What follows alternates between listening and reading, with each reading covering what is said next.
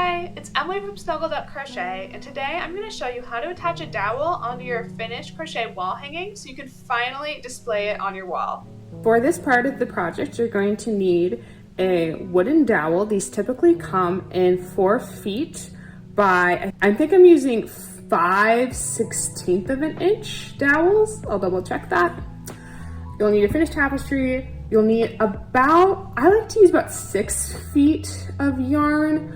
I normally use my arm span, which is about 5 feet plus a little extra, a tape measure, and a darning needle.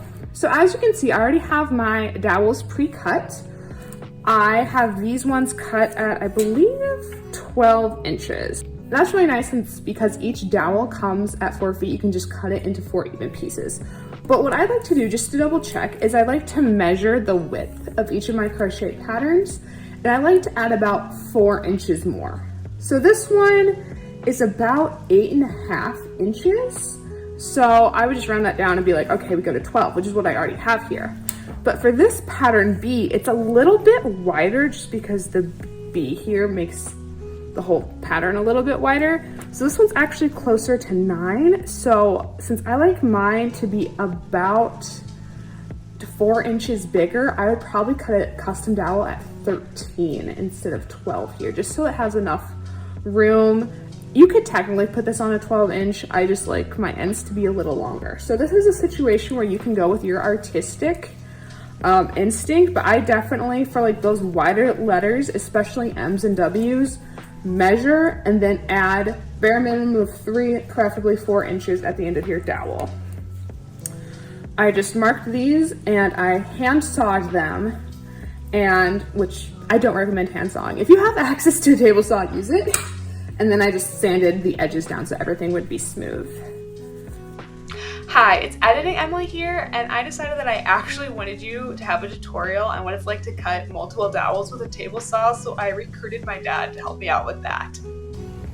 Can you explain our dowel cutting system, Dad? Yes, we are using a 1980s Sears radial arm saw. We're going to cut them to 12 inches long. We made a little fence here. Then it's easy, you don't have to measure every one. So you can see here to the edge of the blade is right at 12 inches. So that's an easy way to make a gauge to cut multiple dowels all the same length. And these are 4-foot strips, so they should all be close. We're going to try cutting 2 at once and see what happens.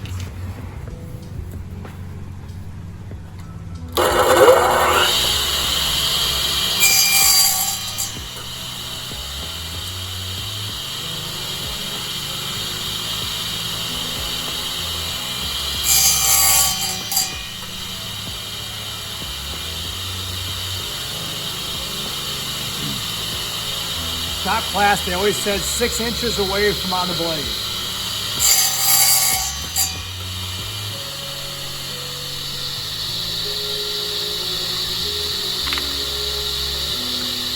And I did pretty good because they're all pretty much the same length. Good job, Dad.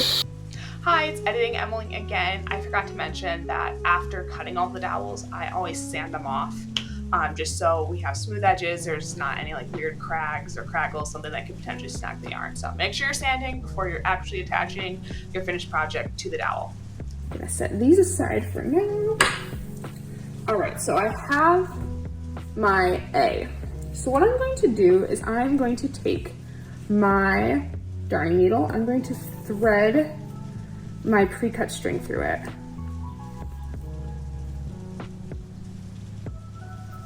Alright, so I'm gonna have pulled this roughly in half, have a little bit extra at the end. And the first thing I'm going to do is I'm going to flip this over. I'm going to tie a knot in what would technically be the upper right-hand corner, but when you flip it over, it's the upper left-hand corner. So just the upper left-hand corner of the wrong side of the tapestry. I'm just gonna find a little place that's close to the corner, stick my needle under there.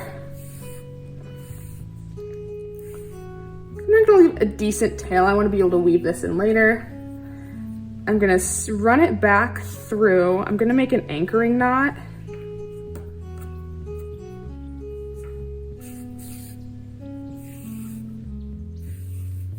All right, I'm just gonna loop this through 2 times for extra security.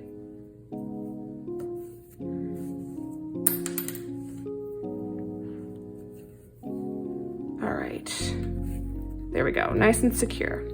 Then what I'm gonna do is I'm going to find the first stitch. If we're going from this way all the way to here, we're gonna find, like, where's the first stitch? This is the first stitch. So I'm going to insert my loop going from back to front. I'm just gonna pull it through. There's nothing I need to worry about here. My knot's already secure, awesome.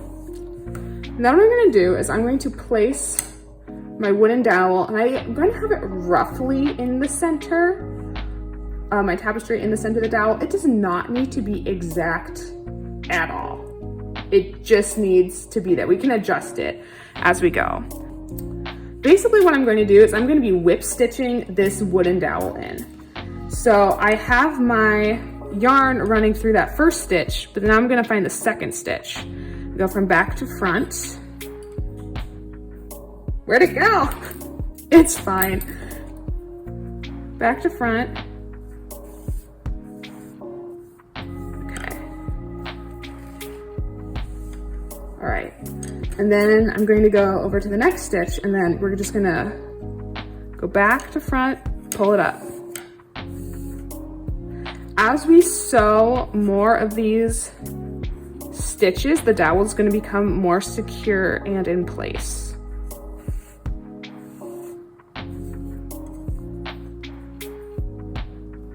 Oh, my thread got tangled, that's okay.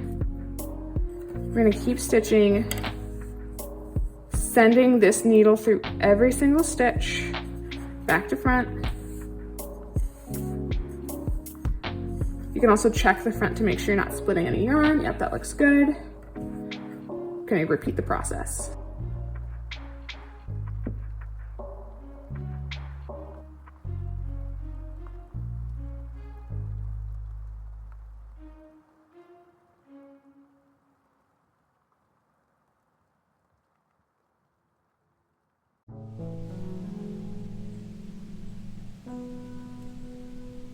All right, we just made it to the last stitch. I'm gonna pull that through.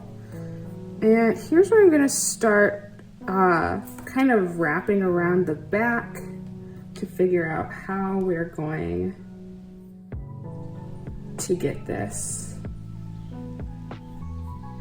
secured and ready to hang. So we're going from back to front, but we want our knot in the back so that way we can have our string going like this, then secure it over here. But we also don't want to secure the knot and then just go straight up, because then it's going to be tugging directly on this and it's going to look all scrunched.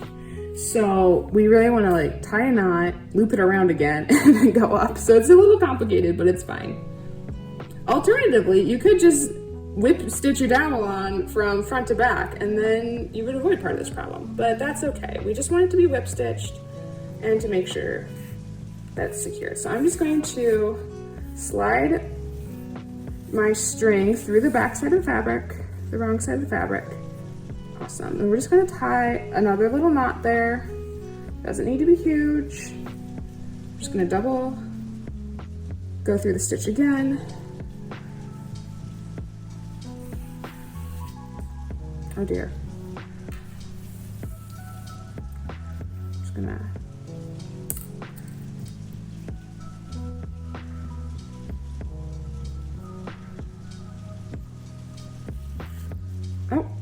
that was just a little too big, and now I have this gigantic loop. And you know what, that's okay, because no one's gonna see the back. That feels pretty secure to me. So what I'm gonna do is I'm actually going to whip around from back to front and then over again. But what I'm gonna do is I'm going to insert my hook in the back and just kind of tie a knot around the dowel, and that will help to secure it. So that way, when it's hanging, it's not going to tug up on the fabric of our crochet piece. Just going to double knot that to make sure that's nice and secure. Tug on it. There we go. Is it the prettiest? No, but it'll hold and it'll be in the back so no one will see. Then what I want you to do is I want you to think about how much give you want your pattern to have when it's hanging on the wall. Essentially what you need to do is you only need to have about that much width, like, so basically just as much yarn as it is long, and then you'll have a decent little give. Then you'll have a decent give on the wall. I like to give mine just a little extra, just so it can hang, have a little more dimension. So again, this is a measure with your heart situation. You can have your string be this long, you can have it be super skinny. You just figure out what you think is gonna look best for you in your situation, and you make sure you have that give when you go on to the next step. So now what I'm going to do is, again, I'm going to have another front to back situation. But this time I'm going to knot it. I'm going to cross. So I've gone from back to front to back again, which is what we were doing the whole time. I'm going to just like tie that, make it a little secure. Flip it back over, and so you can kind of see what we're making a knot directly on the dowel here. So I'm just going to cross under that, pull that tight. I'm going to do it again for extra security.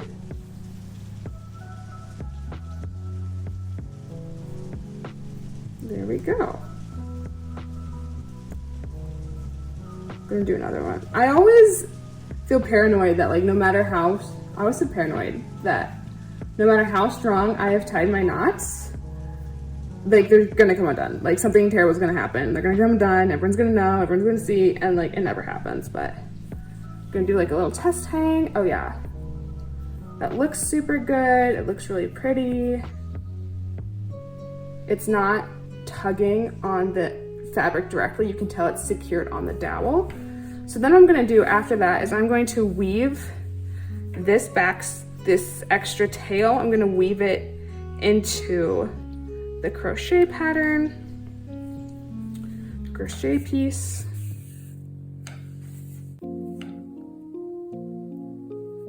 It doesn't need to be super long or woven in there, it just needs to be enough to make everything secure. There we go. I'm gonna go down a row just so I have a little more room for tying knots.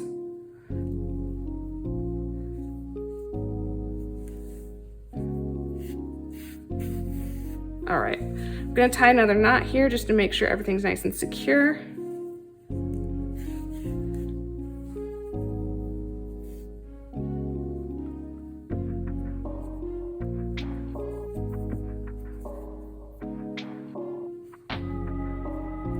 I'm just gonna check to make sure my needle isn't showing through. Okay, that is, so I'm gonna be a little more careful.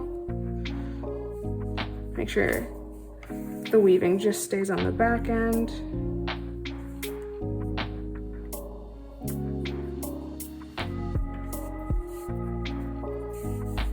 Awesome. I'm gonna cut that thread. This looks like we had roughly a foot extra. I'd rather have an extra foot rather than not have enough though. And I'm just gonna weave in this other end.